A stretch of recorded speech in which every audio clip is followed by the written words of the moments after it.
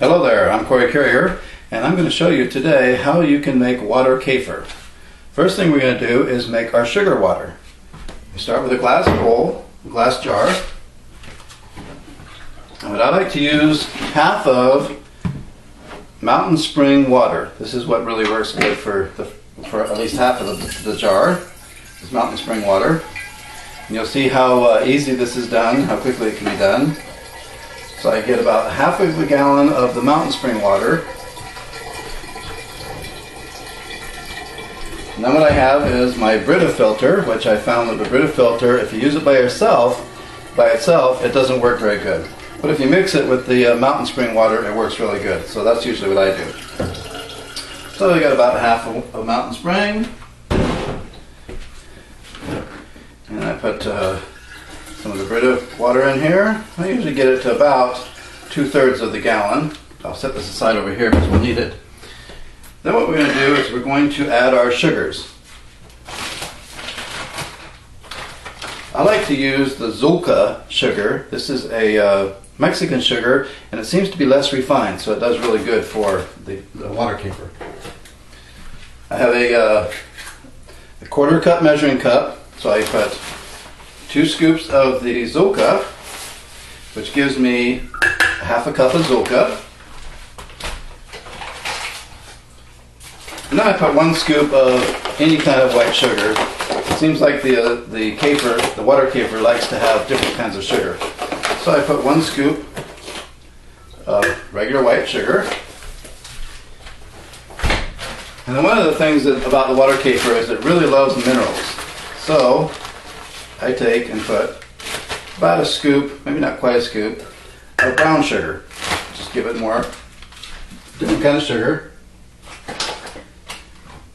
And then what I do is I use unsulfured molasses. Now when you use your molasses in your raisins or any of your dried fruit, you want to use unsulfured. That's the main thing. And typically you put in about a tablespoon to a tablespoon and a half.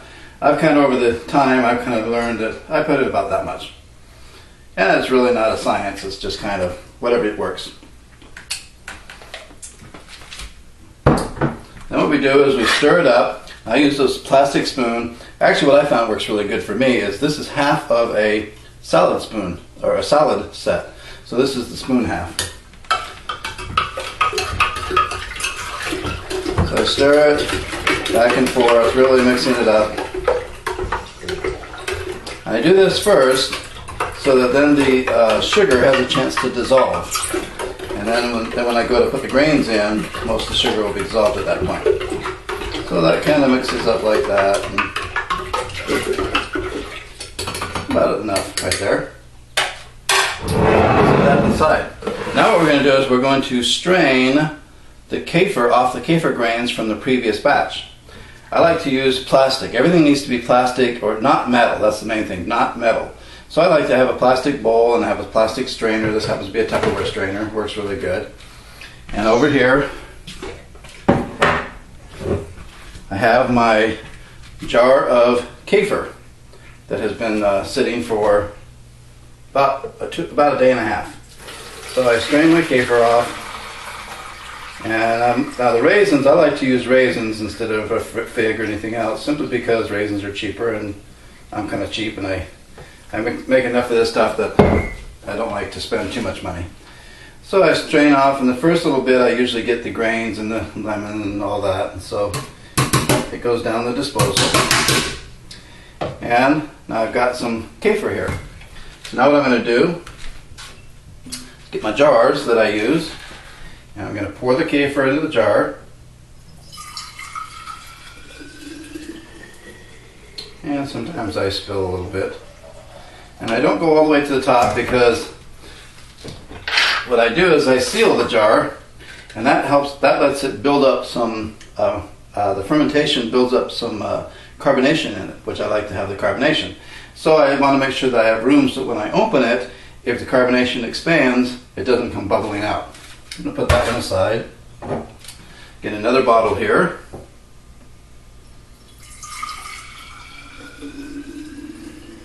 And when you do the second fermentation, you can also put juices with it, or You know, I've put apple juice with it before. I got these bottles because it was a pineapple coconut juice, and I was using the pineapple coconut juice in there with it.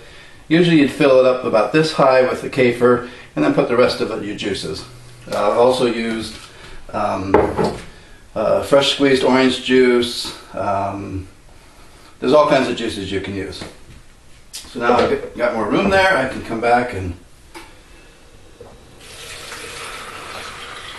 at this point, when I'm straining it, I usually throw out the raisins that I find.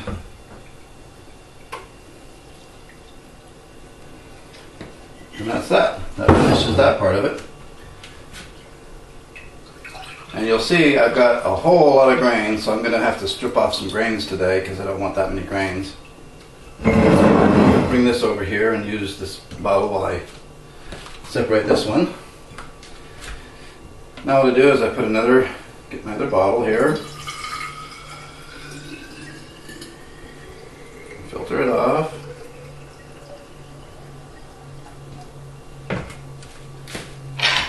Now I've got 3 bottles of kefir to drink. I usually let this sit out for a day to a day and a half. I let it sit for 1 day, and then the second day I start drinking it during the second day. So sometime during the second day I end up drinking most of my kefir. Now at this point there's a lot of controversy over the next step. Some people say you should never wash your grains. I love washing my grains. They seem to do very healthy. Plus it gives me a chance to get a little bit of what I call diluted kefir.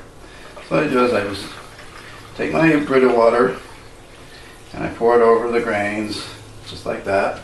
And now at this point, I'm going to pull out some of the grains and put it into my sugar water. One other thing that the kefir loves is it loves eggshells. So about every second batch or so, I put eggshells into the batch, and the kefir just love it. Now, I use a little bit more kefir than most people do, just because I like mine to be strong. So I put in usually about a cup to a cup and a half of kefir grains. And from my experience, and then I look for any extra eggshells that might be in there. And from my experience, and I'll put a little bit more in just because I'm in the mood today. Do a little bit of the.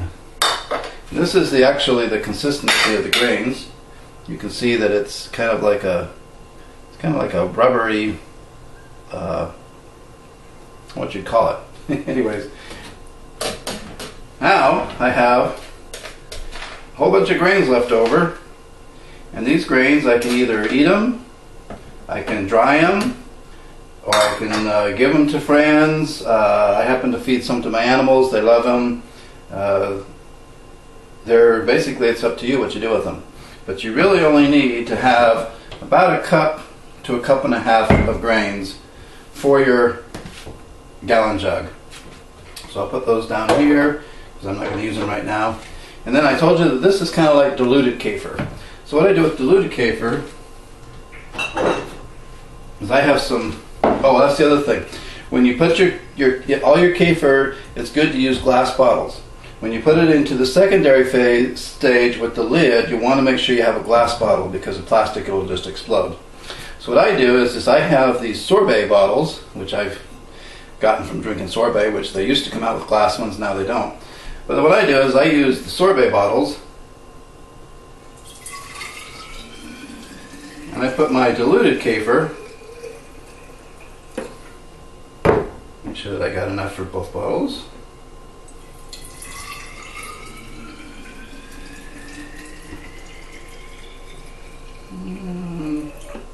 That looks pretty good.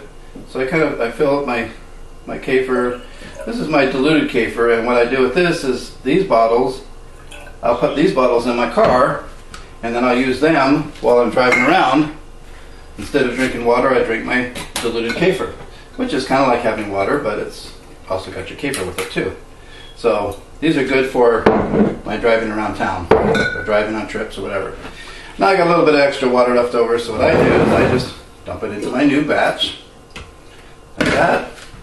And then I add some more Brita water. bring it up to right about to the point where it starts to curve. You don't want to get too far up because the kefir will be bubbling and these will grow, and so they may expand a little bit, so you want to make sure you have room in there. And then what I do is I use sun-made raisins, which these are unsulfured, which I know that because I did research and found out that these are the one brand that they're unsulfured raisins. And so that's what I like to use, is the sun-made raisins. And I put in about a half a handful, about like that. Again, it's not a real science to it. It's just kind of, you kind of do it and it works itself out. Now I forgot to go out and pick a lemon before I started this process, but then the other thing is you want to take a lemon and use half of a lemon, and you slice it and you drop the lemon on top. I usually squeeze a little bit to get the lemon juice in there too. But you want your lemon on top because the lemon will help any bad bacteria from growing on the surface. So you want to put your lemon in there. And then what you do is you cover it. Now I happen to use these plastic lids from my yogurt containers. And I put a plastic lid on there. And to make sure that I don't get any bugs flying in, I just put a small can on top of that. And that helps to hold it down. Some people will use cheesecloth and put a rubber band around it and all kinds of stuff. I like quick and easy. This is quick and easy. So I put that on there. This allows the gases, it will push it up if the gases need to escape, but it'll also keep it sealed so you don't get bugs in there. And then I just put it off the side. Don't want it in the sunlight. You don't want it next to anything that's going to be damaging it. Just put it off the side, nice place, room temperature, and let it sit. I usually let mine sit for a day and a half to 2 days. So this is so it's kind of like if I do it in the morning, then I wait till the next day and do it maybe in the evening, and then I wait till the next day that'll be evening. Then I go the evening of the next day and the morning of the second day. So it's kind of like about 1.5 days. You can go 2 days. If you go 1 day in between, it may not have had a chance to eat all the sugars, and so it might be a little bit sweeter. If you go a full 2 days, then they've eaten the sugar and they start eating each other, and so your grains don't stay really big and healthy and they don't multiply and all that kind of stuff. So that's why I found a day and a half is usually the best thing that works out. So anyways, happy kefiring and enjoy.